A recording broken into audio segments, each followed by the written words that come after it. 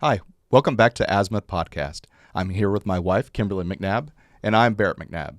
So, DINKs, dual income, no kids. It was a term that was coined by the Los Angeles Times in 1987, and just recently it seems as though millennials and Gen Z have rediscovered this. So let's go ahead and take a look. We're DINKs. We go to Trader Joe's and workout classes on the weekends. We're DINKs. We get into snobby hobbies like skiing and golfing. We're DINKs. We can go to Florida on a whim. We're DINKs. We're already planning our European vacation next year. DINKs. We get a full 8 hours of sleep and sometimes more. We're DINKs. We get desserts and appetizers at restaurants. We're DINKs. We can play with other kids and give them back. We're DINKs. We still do it 3 times a week. We're DINKs. We spend our discretionary income on $8 lattes. We're DINKs. We max out our 401ks, Roth IRAs, and HSAs. We're DINKs. We don't use our kids or dog as an excuse to leave a party. We just leave. Well, this is, kind of an interesting thing. Again, they're rediscovering something that's already been invented. This is kind of along the lines of a TikTok challenge that I saw that was to write your name without lifting the pen off the paper. So what millennials and Gen Z have rediscovered is cursive. They taught me that in 2nd grade. Yeah. So, I mean, this is just absolutely... But that's what you get when, you overpraise your child, which their parents apparently did. Like, oh, little Johnny's so smart for, remembering to wash their hands. Yeah, they're 8. I mean, right. It's way too much praise. But these TikTok videos where there's multiple people that are making these and posting them to the internet. But, it's like they've rediscovered that after marriage, you can wait to have children. Now it seems as though they're saying they're never going to have children. But we waited 5 years. Yeah. Before we had kids. And So yes, we did get to travel and do things. So yeah. But to celebrate it, I mean, we didn't think of it as a, hey, we don't have kids, so we can do all this stuff. We just did the stuff, and we knew that we wanted to have children at some point in time. But I think they're taking it a different tact to it and bragging about it on the internet. One said, "Oh, get to buy all the snacks I want at Costco or whatever." I'm like, well, or they get to order appetizers and dessert. I'm like, well, I guess it's good that that we do have kids because I don't need all the snacks at Costco or appetizers. A little better for my waistline. But, a lot of the people I see making these videos, if you're a selfish person, then it's probably better that you don't have kids. I mean, we got plenty of people who are selfish and do have kids. And, we don't need to point to specific examples to show how that's disastrous.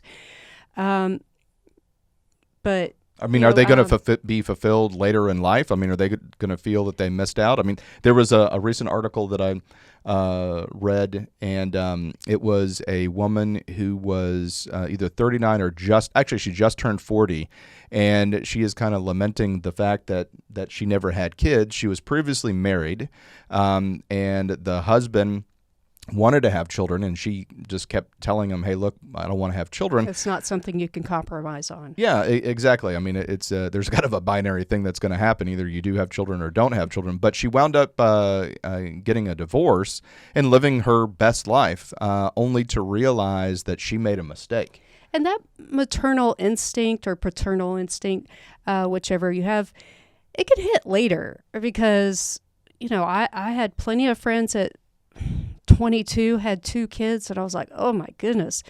And I was definitely much older. Now Elon Musk had something to say about some of these videos, right? Yeah, I mean, his big thing was that this is selfish of them, because what they're saying is because they're not having people to enter the working pool, that they are going to have other people's kids supporting them in their old age with their Social Security and things like that. So he sees that as them being selfish, that other people are going to have to take care of them. Well, I mean, and that I I definitely agree with that, like especially when it comes to Social Security tax, which probably won't exist by the time I'm that age. That or you'll have to be 100 to retire. But not everyone ends up taking care of their parents as they get older for, various reasons, whether the child is sick themselves or, the parents, are fitter longer, or, it's just too much for the child. The parent is so sick and needs constant care, and the child, now an adult, has to work way too much to do it. So there are various things that can go on. Like, my dad is in a VA hospital, bedridden. I physically cannot take care of a 200-pound man and roll him over every 4 hours to make sure he doesn't have bed sores. And fortunately, he was in the Navy, and the VA takes care of it. So I'm very grateful for that. On the other hand, my mother, she'll probably outlive me. She's what you call a badass. So another thing of this is, you don't know what you don't know, and you don't know how challenging. Yes, it's challenging, and they probably understand. They may not appreciate, but they understand that kids are challenging because they mentioned being able to sleep. Yeah, sleep. What's that? But children push you to your physical and mental limits, and you don't build muscle without ripping, micro rips, and it gets bigger. And it's true for anything else. Like, you're challenged mentally to argue with a 3-year-old about why you should do things that you don't even think about, and so that now you have to explain it in ways that you haven't thought of explaining something that you think is so simple.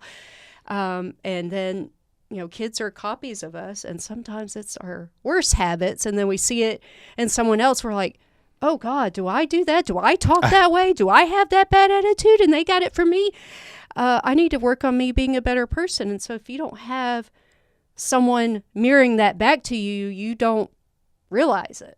And so they're not being challenged to be the best versions of themselves. Yeah, and honestly, the fact that we were able to do all of those cool things too, and then have children, it's just it's amazing to see the blank slate that they are. Our son has been reading for this year. He's in first grade, and it is so cool to see him, reading signs, reading menus, reading text that's at the bottom of television, reading my work, and reading to his sister, and she looks up to him as he's reading books and things like that, and it's just cool to see that 2 years ago he couldn't read and now he can read, and to see what the future is going to hold for children, I think is satisfying.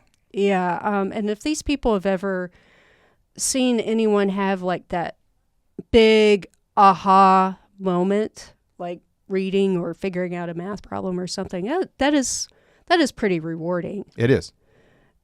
So, and they really need to search in their souls, I think. Is this something they really want? Do they want to be like this every day, all day, for the rest of their lives? Or are they going to have that aha moment and then, change their minds later and then resent the other person? Right. Because they don't want to change their minds. And what if one of them dies? Yeah, what if they die? They're not going to have kids, and probably all their friends have kids, and so they're probably going to be really lonely. Right. Anyway, we just thought that this was kind of an interesting topic of rediscovering how to spend your money without having kids and being these dinks.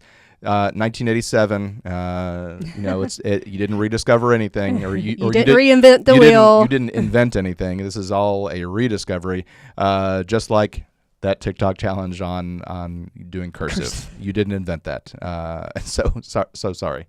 But thank you so much for watching this episode. It made us laugh. I hope it made you laugh as well. And stay tuned after these messages. Hi, everyone. Thank you for listening. If you enjoy our show with all of the stories we share, we would love your support. And it's as easy as clicking that subscribe or follow button. This will ensure you never miss an episode and keeps us bringing you these important stories. Your support makes a huge difference. Thank you so much for being part of our podcast family. Thanks, and keep tuning in.